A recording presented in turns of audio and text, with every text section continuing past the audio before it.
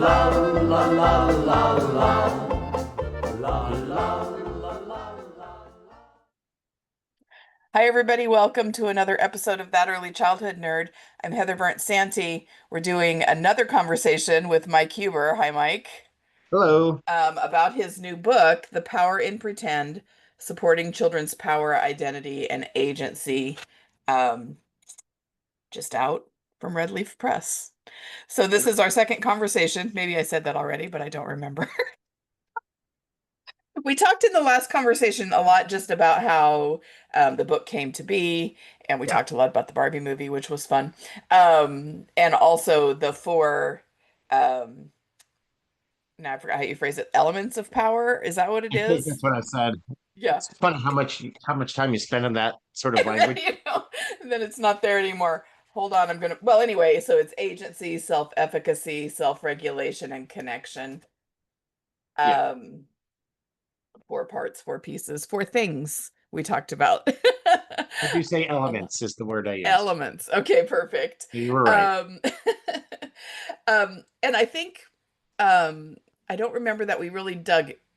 I know we talked about um, children not being powerless, but that they don't have a lot of agency in their daily lives. Right, right, And kind of leading up to this idea that um, pretend play then becomes really valuable, of course. Um, and then the whole rest, the rest of the book is, this, an exploration of the depth of power that we can see if we know what to look for or if right. we're curious about it with children's play. Um, so today I wanted to talk about some stuff from your chapter about imagination. Sure. So let me read this quote from the beginning of that chapter, and then I'll jump around to some things that I have highlighted in the chapter. So you wrote, pretending is imagining shared with friends, and it fosters all four elements of power.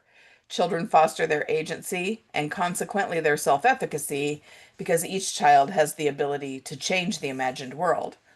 Sharing the time and space of this make believe world connects the players in a way that other play does not. Meanwhile, children develop their self regulation skills due to the immersive nature of the play. Young children's experience of power is intertwined with their imagination. And, I said this before. I think it's easy for us to value and accept most pretend and most imagination play, Right. or some of that play, because it's easier to recognize as play than like lining up action figures on the top of a shelf, which Right, right. we Yeah. talked about before. Um, but there are then those elements of pretending that we are uncomfortable with: superhero play and gunplay and roughhousing play. Yeah. Um, Even like chase games on the playground, I think, are imaginative and pretend play. And it's often not seen that way. Right. So before we jump to the things I had that we talked about before I hit record, I mean, do you want to talk about why do you think that play is othered?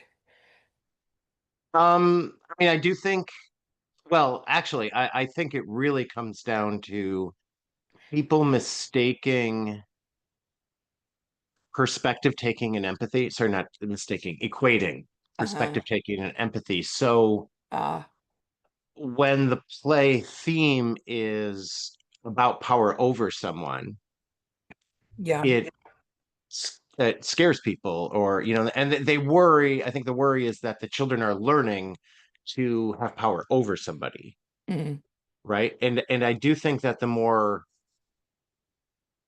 like in the United States, when a child is playing monster or bear and pretending to chase, and usually it's a power reversal game with an adult, hmm. adults aren't as worried because there aren't really bears that are attacking people very often. I mean, there are, but not. Yeah. It's not very common. Whereas um, firearm violence is considered an epidemic by the Hmm. American Medical Association, and it is one of the leading causes of death. So it's a real fear, Hmm. and so when the play theme is close to that, the worry is that children are learning that's how you solve problems. What I find interesting though is that I don't see the same thing happening with the sort of evil stepmom or whatever, that sort of fairy Mm, tale mom mhm. that kids will sometimes play, especially if the adult is the child and the kids the Yeah. face the grown up, and they're sort of this, well, you need to do this and you need to do that. And yet the amount of child abuse that happens Mhm. is also a real issue. And Right. yet somehow that one doesn't become a fear. But I do think, I don't know, maybe because it's so exact, people can see that's exaggerated. Sure. Um, Although, again, that might not be in every situation, Yeah. but that idea that people take it as, well, of course, a child's not, mother's not putting a child in the oven or not Hmm. whatever, poisoning the kids or putting them in jail for 170 years or whatever the Yeah. pretend play goes to. But for firearm violence, um, and maybe that's because of fear everyone has, Hmm. right? There's not a way you can control it as an adult. So therefore, like, because even with the parental abuse, there's always, child protection, and you can There's remove a someone. child from that. Yeah. Yeah. Oh, that's And so, interesting. yeah, and this part is not in the book, and I hadn't really thought about it. But the perspective taking part of it for sure is that, to me, the biggest thing they're learning is perspective taking. Yeah. And it's simply that idea of they can be these other perspectives. And if anything, I think it was Stanley Greenspan who pointed out, choosing to be a bad guy at 4 years old, you usually don't see yourself as a bad guy. That's a very rare thing. Hmm. But playing the role means you're playing a role of somebody that you're not, and you get to sort of try it out, you know? Yeah. And in some ways, it's like, okay, I have these strong feelings, and I can express them in this way in my pretend play. Uh-huh. Um, and so that's perspective taking. And when people think that children are actually learning empathy through pretend play, that's where I question it. I don't think children learn empathy through pretend play. I think they Uh-huh. learn empathy through people being empathetic Right. with them, people Yeah. being caring, Yeah. because one is a cognitive thing, one is an emotional thing, and emotional learning happens in relationship, Right. um, almost completely. Whereas cognitive learning, once you feel safe and you feel grounded, that part's the relationship. But then the cognitive development is separate from that. Hmm. And ideally, perspective taking and empathy happen together. Right. We've all seen the person who is trying to be empathetic but doesn't understand the person's perspective. Yeah. This often happens when we're the one, I don't know what it is. If something has happened to you, you're like when my father died, right? The person who doesn't get what it seems like I need, like, and they're Mhm. just maybe just laying it on thick. Oh my God, I'm so sorry. I'm so, whatever. And I'm kind of like, right now, I'm just trying to order my, food at the restaurant. Yeah. It's not when I want to talk about it or whatever, but Yeah. Yeah. they're not taking my perspective of Right. this isn't the time or Yeah. place. And that can happen in a lot of ways, but Sure. that idea of empathy by itself without perspective taking can go wrong. Hmm. And in reverse, perspective taking without empathy can lead to things like bullying. The person who's really Hmm. good at bullying is the one who knows what's going to get your goat, Right. and they do it anyways, right? And so you Uh-huh. want both, but pretend only really affects perspective taking, not Hmm. empathy. But that is why I think that was a really long answer, but No, it was really you interesting. you know who I am, so Yeah. it's Yeah. gonna be Yeah. long. Yeah. But yeah, but I think that's why gunplay specifically, that's the fear, right? Well, I don't Hmm. want them to learn to use guns. Right. It's like, well, you don't want them to learn to children in the oven. You don't want them to learn to be a lion and that Yeah. sick a lion on someone so they can eat the person up. You don't want, Yeah. we Yeah, don't I do it think for other about kids. how funny we all thought it was at one of the preschools I worked at when a 5-year-old girl pretended to eat a poison apple and die and roll down the slide. Yep. And then started giving poison apples to the boys around her who then died and fell down the slide. Like we all thought that was so funny.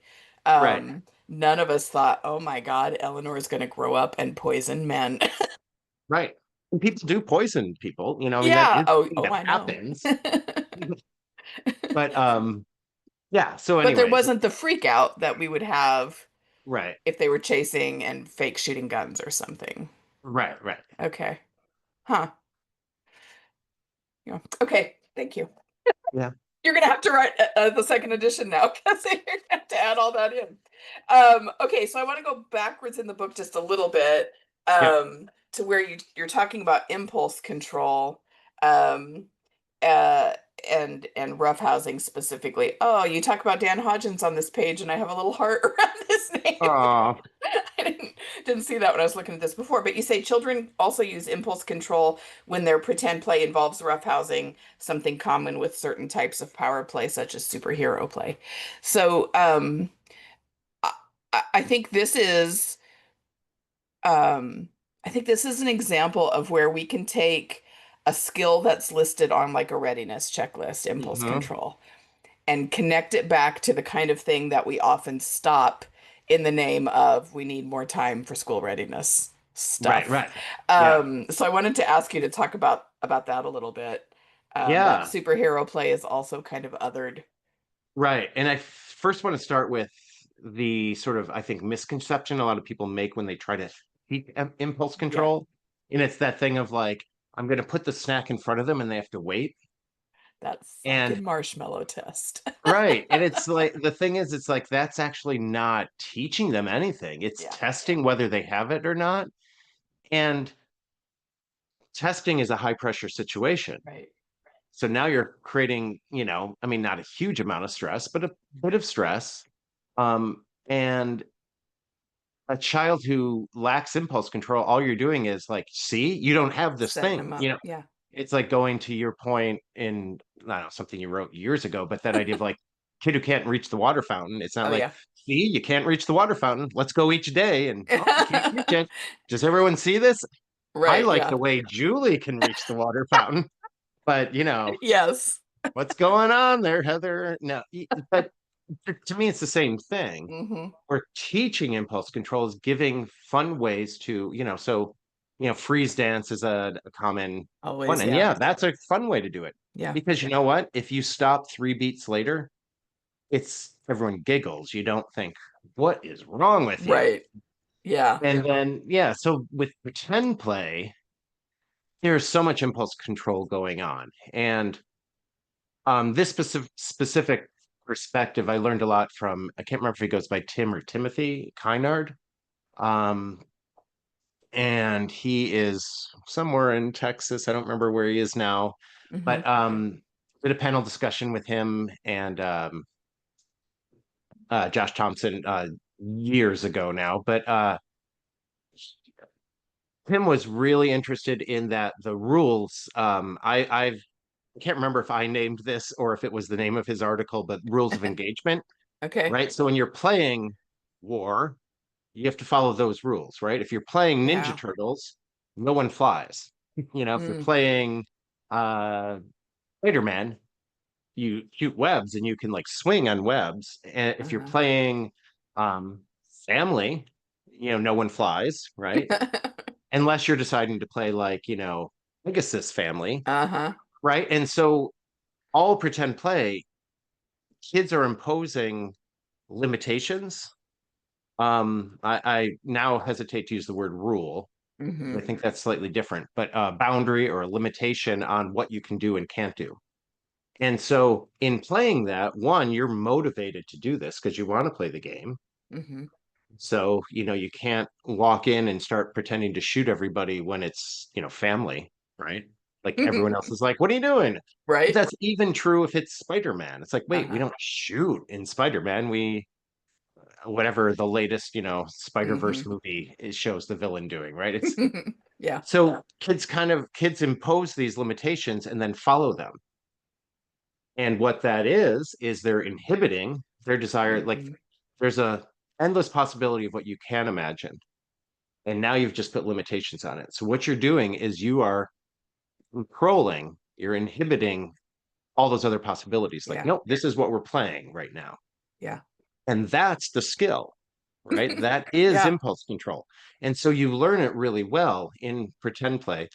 Rough and tumble play is similar in that skill set, but that one's a much more physical Uh-huh. version of it. And so what happens with that is If I'm too rough with this person, they get hurt and then the game's over. We Hmm. can't continue to play. I remember when I was teaching, there was these two kids who loved to roughhouse, and one child was really tall, one was short. And so when they're sort of just pushing, the short kid would always fall over because, he's like pushing the other kid at a lower, like closer to the center of gravity. So he's not Uh-huh. falling over. And it wasn't fun for either of them. And what they learned was if the taller kid went on his knees, now they can roughhouse and Hmm. they're falling over and things. So they were creating their limitations around it because the idea of the game is to keep going. Right. And Right, so, right. so having that, so roughhousing, pretend play, all of those actually create impulse control. And again, if people are worried about children learning to use firearms, so if you just go to gunplay, one of the things to stop a person from using a firearm in the real life in the future is impulse control. And one of the ways you learn it is by pretending. And they're going to pretend when it's a role they choose. So again, it doesn't have to be gunplay, it can be any type of pretend. But when we're stopping kids from playing the way they want to, some of those kids don't end up pretending as much or feel a Uh-huh. little, whatever, Yeah. lose a sense of belonging or whatever word you want to use in there. Hmm. And so if we're trying to teach that impulse control,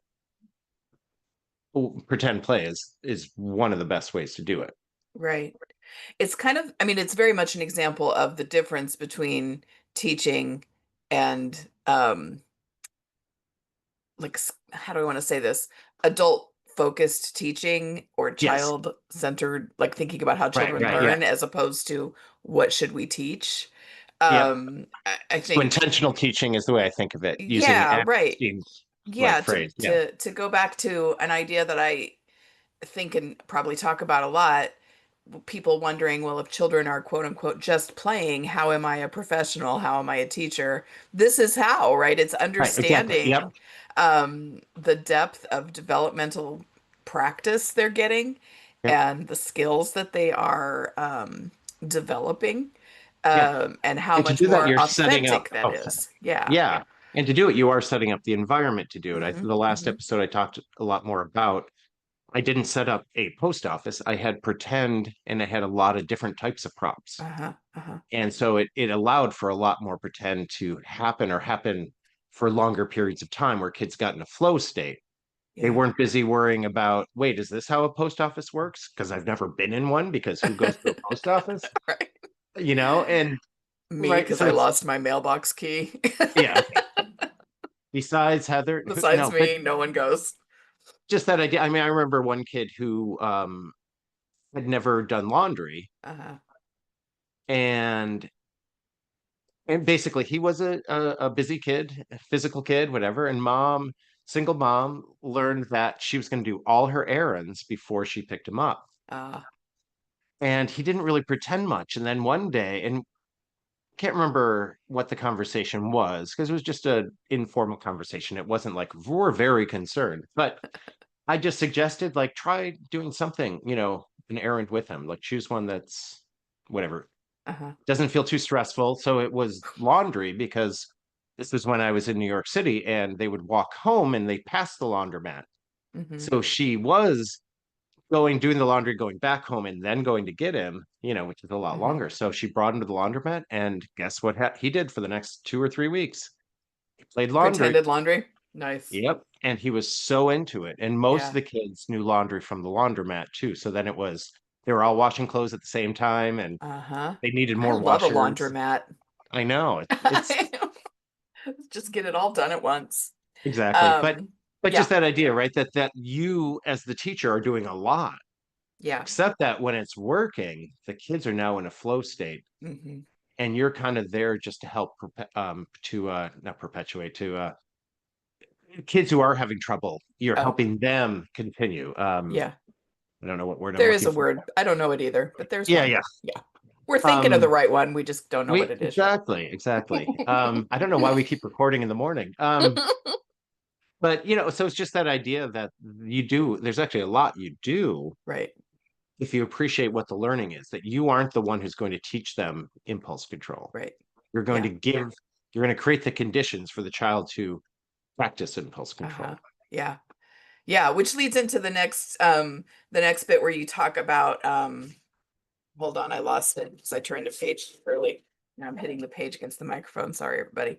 Um, that you talk too about how focus is fostered when children choose their own activities in kind of the same section. Yeah. Another thing that I think about when we have this idea that we can't just give children open-ended long periods of time to play because we have to have them following this daily schedule.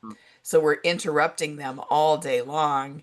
And then Right. even within that little, maybe we have a 20-minute free play section or something, we're peppering them with quiz questions and interrupting, and we're Yeah. almost teaching them not to focus. We're almost developing Right. the opposite of focus.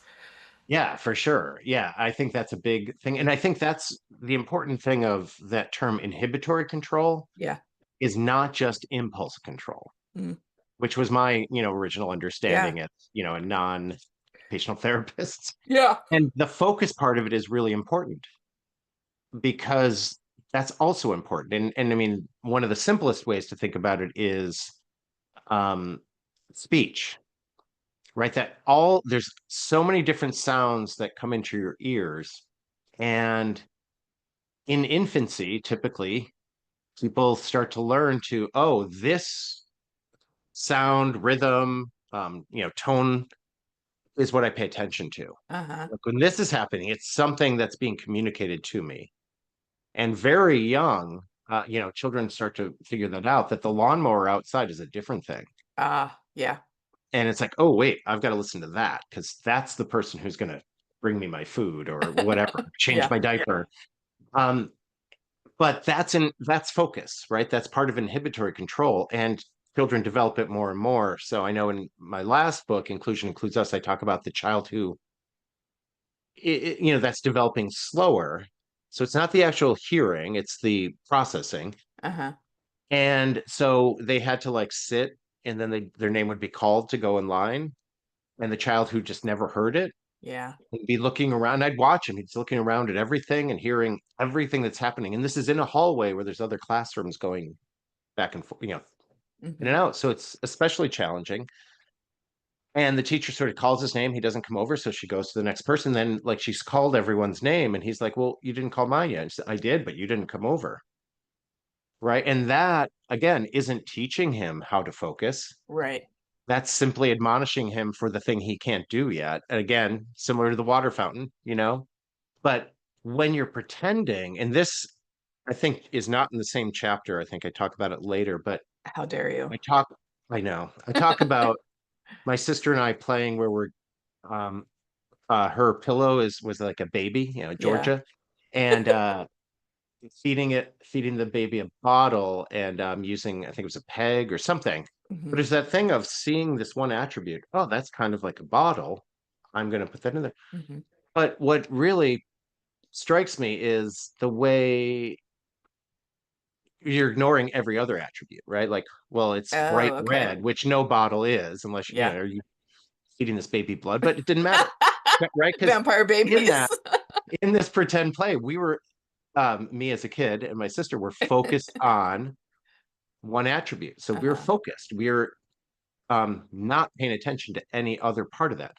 And it happens all the time in a classroom. You think about the kids who are playing, um, the big bad wolf, and there's other kids playing different things, and they don't like, wait, there's a block building here. And at the same time, they usually don't run into the people doing the block building. It's not like Uh-huh. they are totally blind to what's happening, Uh-huh. but they are focused on the things that make sense in their game, but are still aware of what's happening in the real world. They just can Hmm. focus, not pay enough attention. They don't have to pay attention to it for the game, but they're still aware. There's an awareness of it still. Uh-huh. Uh-huh.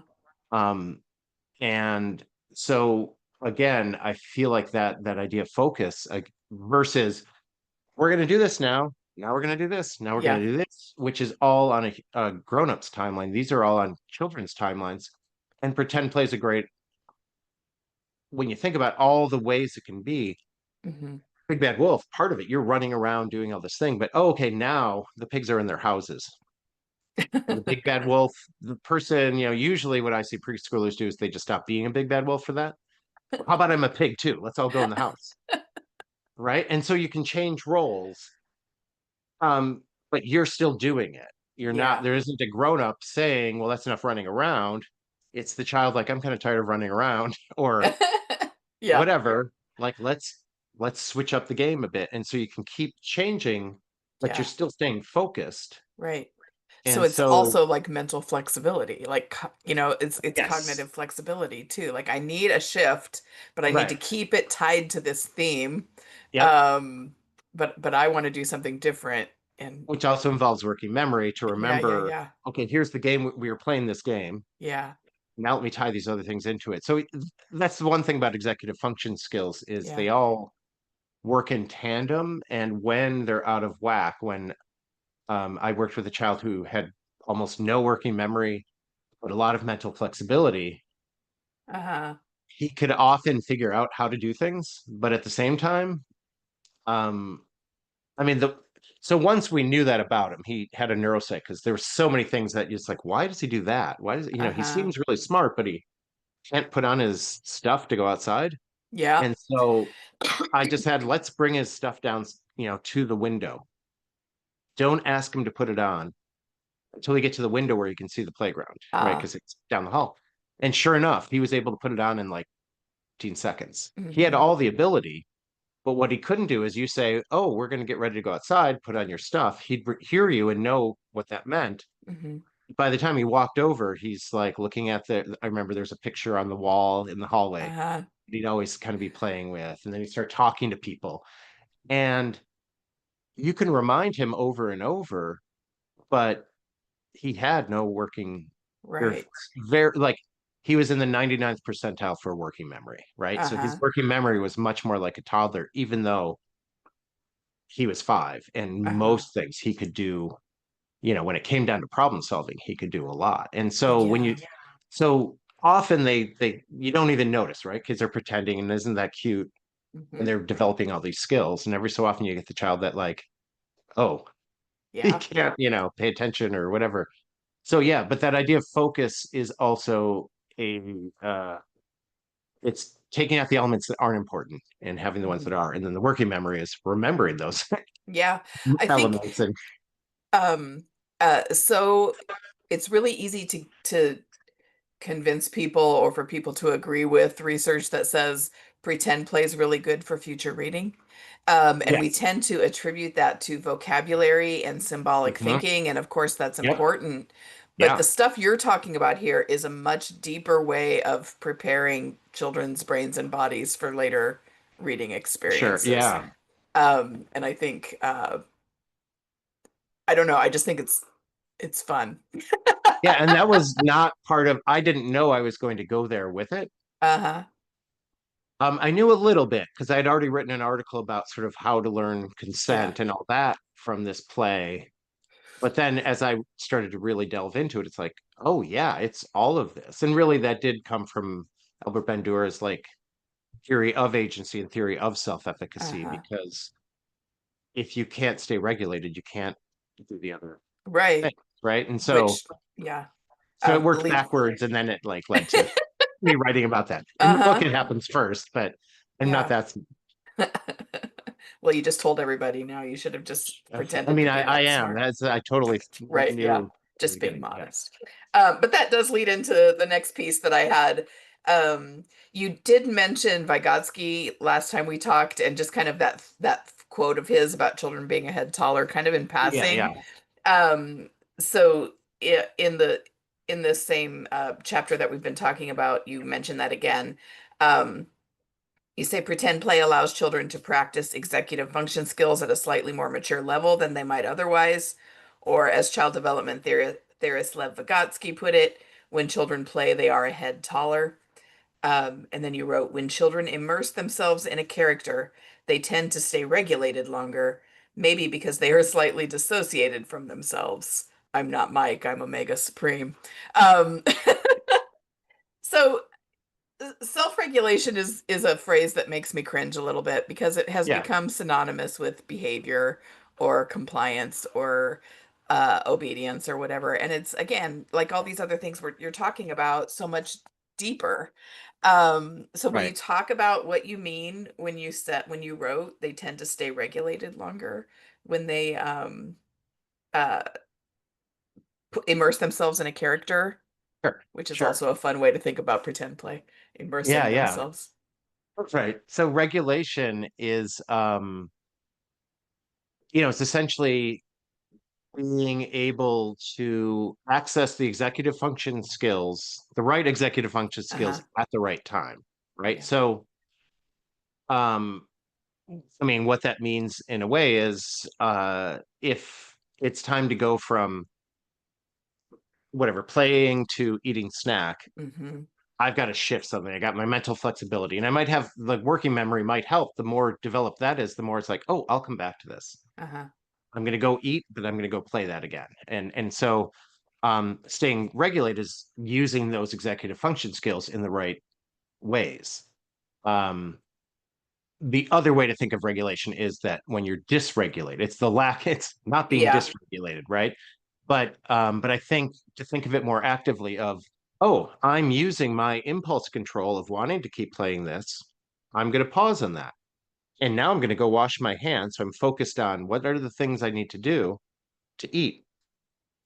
And then I'm using my mental flexibility again of sometimes if it's pretend play, sometimes kids Uh-huh. will even stay in character. Oh, Yes. Batman needs to eat right now. And you go Yeah. over it. Right. So that's mental flexibility. That's like, oh, I have to do this other thing.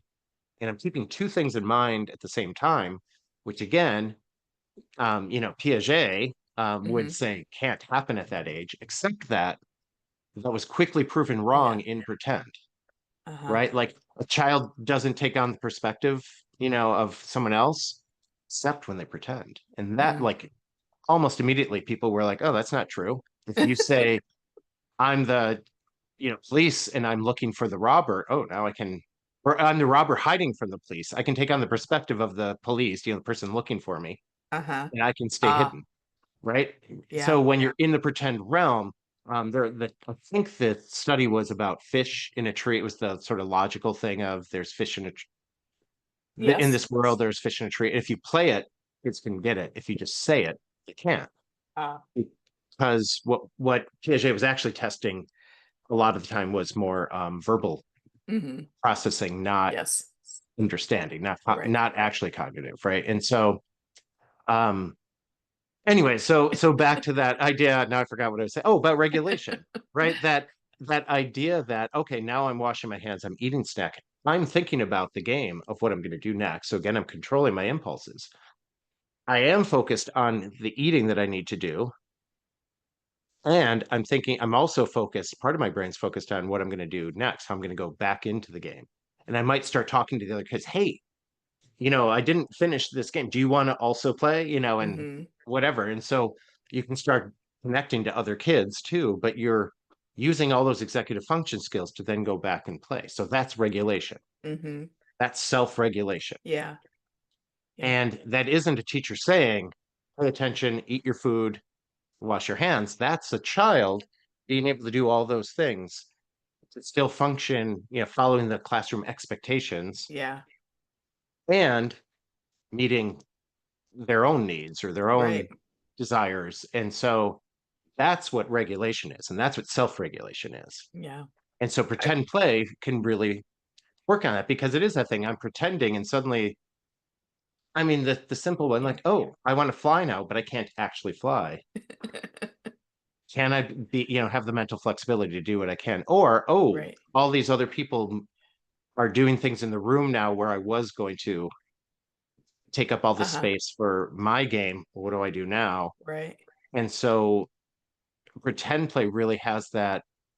It's a lot harder to figure out I was going to build this block building this big Mm-hmm. and now I can't. And pretend play, it's I was going to do this and like, oh, what if I pretend to fly by going up on the loft and now I'm up Uh-huh. above and I don't even have to move around in any real way. I'm pretending like it's a flying machine or whatever. Uh-huh. So it really kind of scaffold it, like your own mental flexibility can scaffold your own, Yeah, you like, become your own more knowledgeable other. right. And I think that's what it is. And I think in a way, reading that entire Vygotsky speech, and Yeah. there's a newer translation of it that I think is more helpful for it. Uh-huh. I'm not remembering the exact wording now, but it kind of gets at that. That's in a way, that's what it is, because he's talking about understanding you're in, he doesn't use this exact words, and of course he Uh-huh. said it in Russian, but like Right. you're in the real world, you're the realm of the real world and the realm of imagination at the same Oh time. boy. And so Yeah. you can use each thing to build off of each other, Uh-huh. you know? So it is that thing of finding the right prop. And again, the prop won't be exact replicas, but it'll Uh-huh. be like, oh, I can see this attribute. Now I can, ignore the other attributes and follow this line. And so that's a real world thing, but it's also in the realm of imagination. So yeah, you do actually scaffold yourself. Yeah. Um, and that doesn't even count if you're playing with kids who are more experienced in collaborative pretend. You also learn from them. You start Uh-huh. by being the cat or the baby where you just kind of sit and be told what to do. And Hmm. eventually you take on more of the active role. Yeah. So yeah, It's so almost like when we talk about physical development, um, let's see if I can get the word right. Automaticity, does that sound yeah, right? Where yeah, you start off really kind of clumsy and yep, uncoordinated and until you get a lot of practice crawling or pulling mhm, yourself up or walking, and then it just becomes automatic and your brain doesn't have to focus so much on the physical right, movements you're making.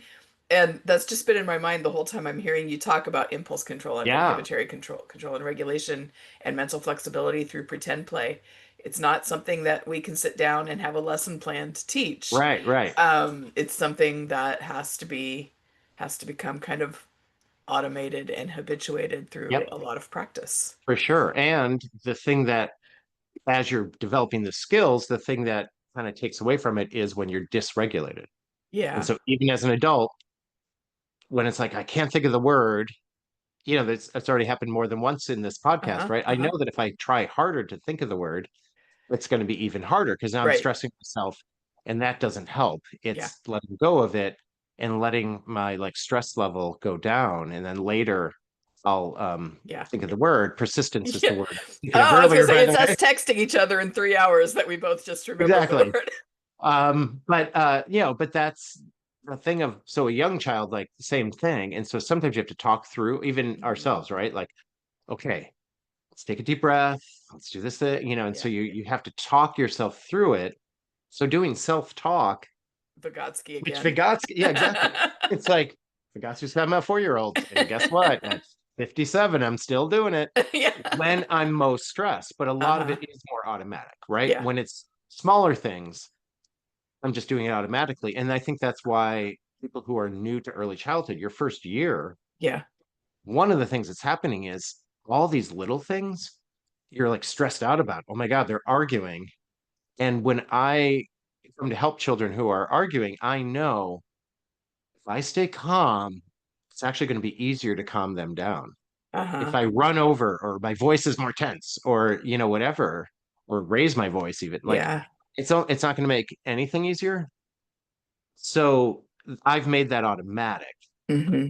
There are times when a child does something, pushing my buttons specifically, where I've got to like self-talk or repair the relationship after because Yeah. I did raise Yeah. my voice or whatever. But it's that idea of a lot of those things are automatic because I've been teaching for so long. Uh-huh. But the first few years they weren't. I had to Yeah. self-talk for everything. Yeah. And so yeah, I hadn't really thought about that automaticity. I No, think I got that. I think Oh my God. That automaticity is, is the word that they yeah, used. I don't know why it's feeling so It weird feels like today. a word you shouldn't say out loud. You should only read. Yeah, exactly. There we go. Because once But you say yeah, it out loud, it sounds dumb. yeah. So all those executive function skills, it's like, oh yeah, like they do take time. Uh-huh. And as teachers, so one of the roles we have is to give kids grace because they Hmm. are gonna eat the marshmallow, Hmm. right? Like the marshmallow test isn't there to teach the kid anything.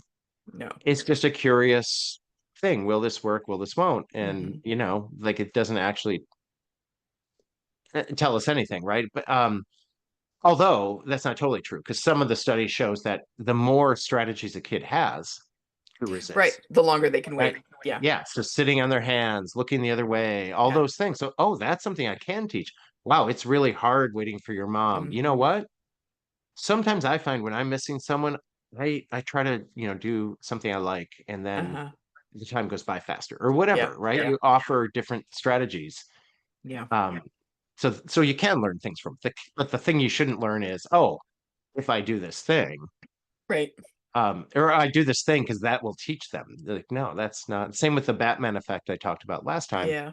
The point was imagining yourself in a role or in, um, someone who you think of as being more powerful and help you. Um, Essentially, the way I think of, high self-efficacy Uh-huh. leads to increased effort, and Right. so that idea that, oh, I'm Batman or I'm, Hmm.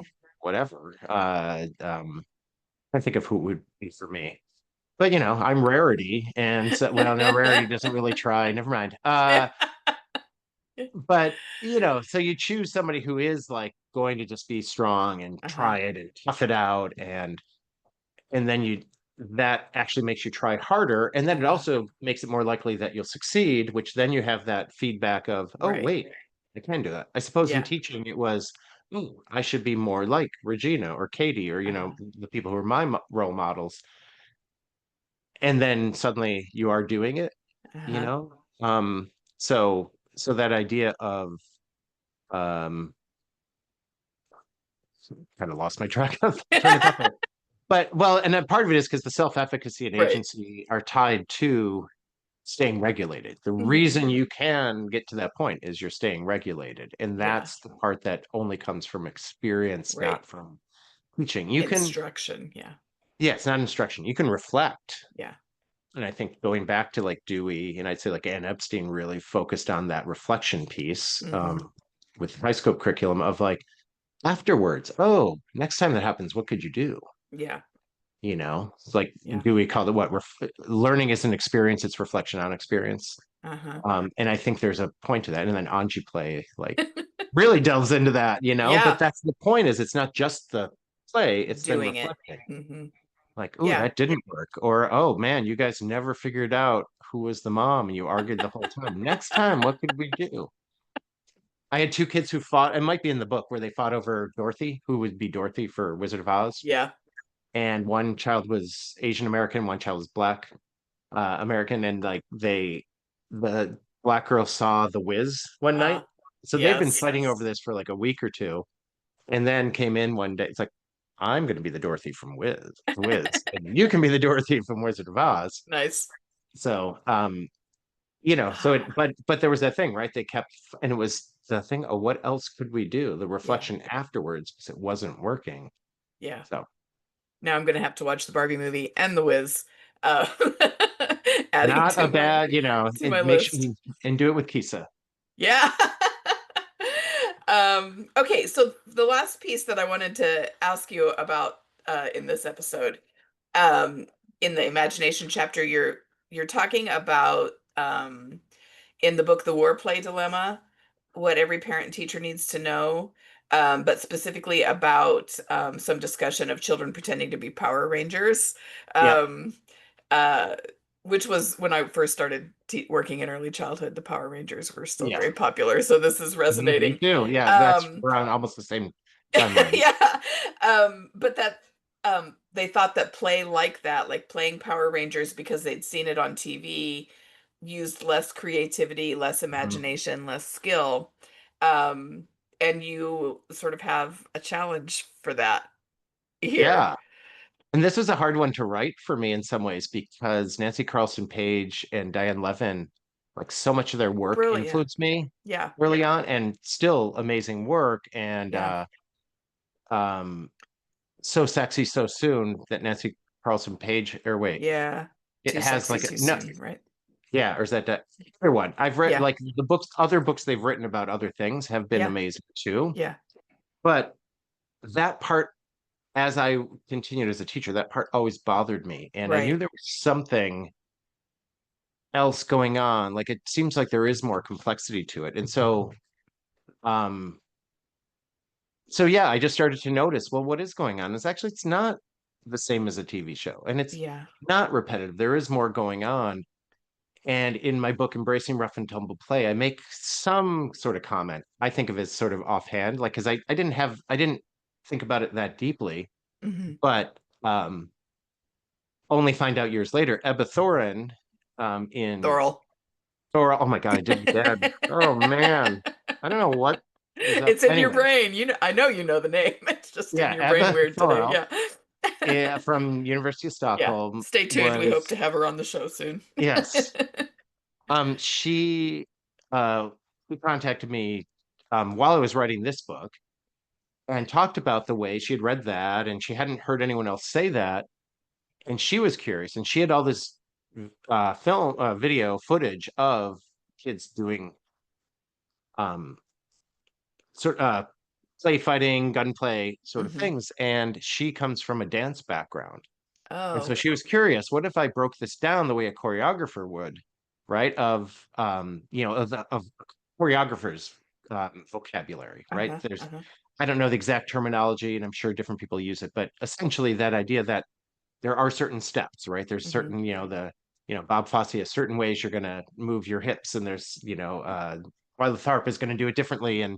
um and Robin Williams can imitate all those in a um Right. A 5 minute clip. Birdcage for Yeah. that one, but there's a you can just YouTube that thing I've never and seen a that's it. birdcage. Yeah. Oh my God, you I should see know. it. I need to. Anyway, it's on the Just list. look up, Robin Williams explaining modern choreography Uh-huh. in 30 seconds or a minute.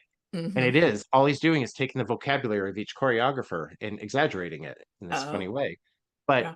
but yeah, all choreographers have a certain vocabulary. And so Ebba kind of like, what if I broke down these videos Hmm. as vocabulary? And then she had the videos over time. So she watched how it changed over time and it did progress and it did get more complex. So Same she group of children? same group of children. Okay. Yeah. Yeah. And I think it was over like a 4 or 5 month period, if I'm remembering Uh-huh. that right. So the truth is that she had written this in Swedish, Uh-huh. and then we zoomed and talked about it. And now there's one article that is available in English. So now people can read it. The link you're gonna have to put in the show notes. Yeah. Yeah. But Yeah. um, she calls it kinesthetic musicality is the phrase she Wow. used, Hmm. if I'm remembering that right. And so it's that idea of it's movement. And that's the piece that I think that's what I was latching on to. And more I thought of it as more of the bias towards the spoken word. Yeah. So if Right. the dialogue doesn't get more complex, it's easy for us to say it's not more complex. And the truth is, Uh, other things can get more complex. And often, if one thing is getting more complex, the other won't. sure. Kids who start playing more, like are using more words and things, tend to do less physically. They're spending less time making their own props or doing Hmm. that because they're just going to talk it through. And kids who are going to do more gunplay, superhero play, something that's more physical, are probably going to do less about the talking and more of how they're moving and how they're. Yeah. And so that's what she found. And I think it really does line up with my own experience. But Uh-huh. yeah, so I think as we think about imagination, again, that's another one that I fall into the same thing of if you focus on the spoken word or allow your biases to come in, right? So Uh-huh. for a lot of people, it's around this because how is rough play even fun, let alone educational or Yeah. whatever? For me, it was the opposite. It was princess play, and we Oh, again yeah. this back to the episode with Kay Burton. Reading her article, I realized, oh, I never took into account how the accessorizing is the play. Uh-huh. Even though I knew the roughhousing was, I didn't Yeah. do the same for. Oh yeah, because I was always like, oh, they spend so much time choosing the dress and choosing the scarf, and like, oh, they're looking for the specific bead, or they're arguing over the one necklace because the others aren't shiny enough, or whatever the Uh-huh. thing is. And that one I couldn't, like, I had less patience for. And after Kay's article and then the episode we did with her, I really realized I was putting my own biases into that. the same Yeah. way some people do it with, because I, of course, grew up playing rough with Uh-huh. my older sister and my brother. Um, and so, and actually, I'm going to throw out there that David Walsh wrote years ago that he said, when people tell me that girls don't engage in rough and tumble play, I'm like, show me the what the rugby player's childhood was like. Show me what the firefighter's childhood was like. I bet they're that way. And what I love about that is he's talking about his own daughter, Erin Walsh, who is now Uh, an expert on children and screens and screen oh time and wow. all that. Uh-huh.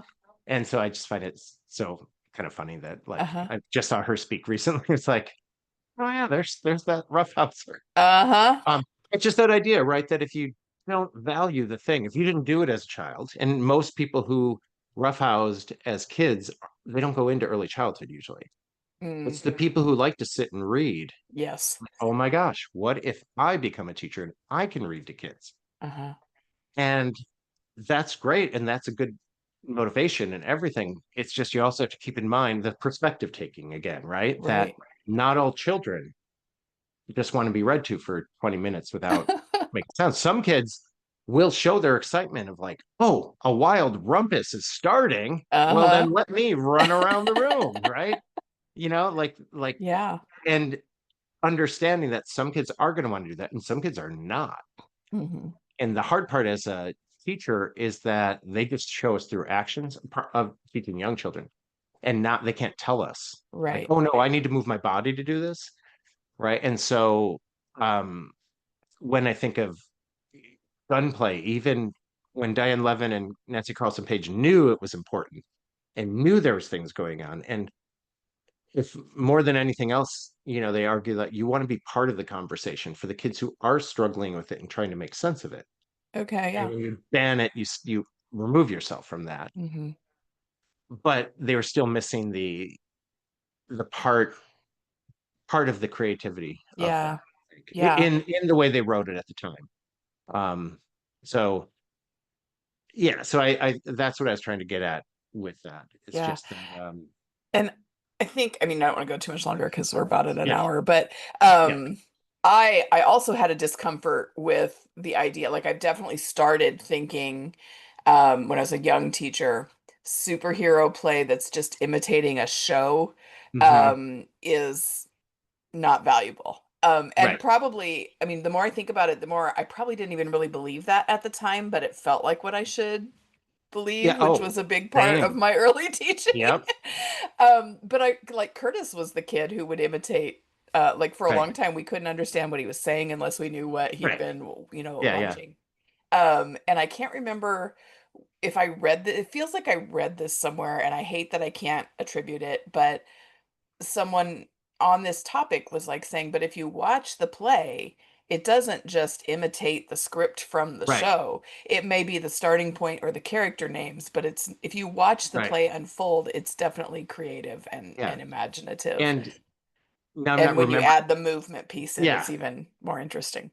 And Kay Burton in her article references a Russian or two Russian theorists who talk about that idea with when they're talking about fairy tales Uh, of their frameworks.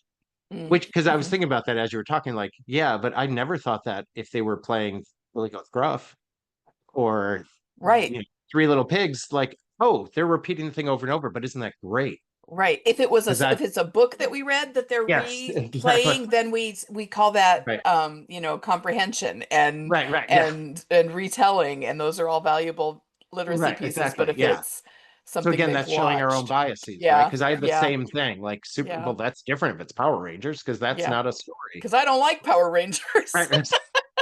But but that idea of the framework, I think, is so valuable, right? That it Right. And the whole idea of it is that nursery or fairy tales are that simple because they are only a framework. Yeah. If you ever go and read, like Brothers Grimm or whatever, and it's like, just like there was this couple that didn't have a kid. Like it doesn't go to, or here's a family, the mom died years ago. It Yeah. doesn't, no explanation, no Yeah. Moms are backstory. It's always just like, dead. boom, don't worry. But a lot of it is because you need the kids to be, it's the hero's journey thing, right? That they need to have they need to be the one who has to exercise power, not Right. parents are gone for whatever reason. Right. So But it's just on that me idea now. of, yeah, but the fairy tales don't go into detail about anything. And that's what we complain about with like superheroes or, Uh-huh.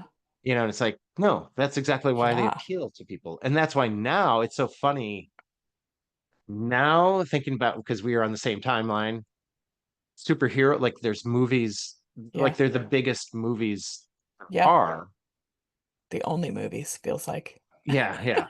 But it's like in some ways, like I don't have to explain some of those things anymore. Uh-huh. Um, but still with gunplay, I do. Yeah. But there's that idea that no, it's supposed to be simple and it's supposed to be Mhm. broad. Yeah. Like there has to Yeah. be a good and evil. And Yeah. yeah, in the real world, good people do bad things and all that. And you know, um, whatever, if you use Gilligan's moral development or whoever, like, yeah, the whole idea is the nuance is comes later. That's more Hmm. of a, whatever, least teenage, Yeah. Yeah. Hey, thing for some Stephanie people. Galloway. Yeah, As they're talking about fairy tales. yeah. But just that idea that like, yeah, it's supposed to be black and white. Uh-huh. And even the nuance of like a character like Elsa, kids don't have the character change in their pretend play. Hmm. They choose Elsa as one thing, Right. all good and powerful. Uh-huh. And then if they want to be someone who's not, they just change their character. Like, oh, right now I'm Anna, but I'm going to Sure. be Yeah. Elsa. Right? Yeah. They don't say I'm going to slowly. Into this. Yeah. Yeah. If they're Darth Vader, they are not doing How about I evolve? exactly. I there used to be a kid who used to, how about we play combined? And what he meant was so they'd play like Ninja Turtle Batman, or I love they'd it. Oh my combine two God. things. Yes. And that was when I was writing the Rough and Tumble book, so I really got to see that, like, oh yeah, they really do have to use their, I love it. like, that inhibitory control, Yeah. right, to take the rules or the Right. limitations of each character. But now they're like, well, you can fly, but you also do this or whatever. Or like Yeah. you're whatever you do drive the Batmobile, but you're mostly in the sewer or whatever the. Yeah. Yeah. But they would they'd have to decide what are the attributes we're using right now. But it was always the how about I love it. Well, now I want to do have a conversation with you and Stephanie Galloway about superheroes and fairy tales. yeah, That would be I, fun. I I know I have never talked to her Oh, directly. I've only yeah. talked to her when I was listening to you and her talk on a podcast And and you on the talk back car. while you're listening. Yeah. Yeah. Yeah. Okay. Well, So we'll see if we can make that happen. cool. All right. Thank you again. This was really, I don't know, I love the book. I love listening to you talk about this stuff. Yeah, I'm You're obviously excited about it. So Yeah, I love it. So thanks for coming on and doing it again. I'm sure there'll be more yes. because we're only at this point still halfway maybe through the book. So, all right, thanks for being here, Mike, and thanks Yep. everybody for listening to another episode of That Early Childhood Nerd.